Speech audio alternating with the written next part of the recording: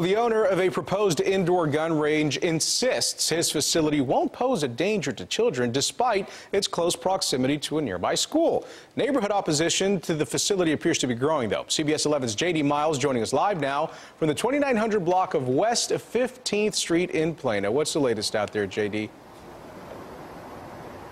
Ken, this vacant space is where the proposed gun range would go. The man behind it promises it'll be state-of-the-art when it comes to soundproofing and safety, but neighbors around here, some of them are suspicious.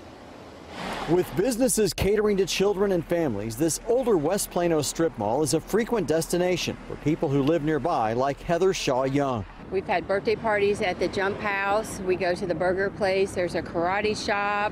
There's a swim shop. It's very family friendly. The Plano mother of two is one of several parents opposed to an indoor gun range becoming the next tenant in the shopping center. It just scares me so much, and I'm for guns, just not at that location. The proposed site is only a few hundred yards from Weatherford Elementary School. The stray bullet, of course, that scares me because not only are my kids walking around there, there's a lot of other kids that are walking around there, and accidents can happen. Roe Carter already owns a gun store across the street and wants to move into the larger space with a practice range. What we are building is going to be one of the cleanest, safest, best facilities here in North Texas. Carter says concerns about safety will be addressed with armored bulletproof ceilings and cinder block walls, among other protective measures. There's virtually no way that a bullet can escape there. But Young is concerned enough to consider extreme action to keep her 4- and 6-year-old children away if it's approved. I mean, I've even thought if this happens, maybe about transferring my kids to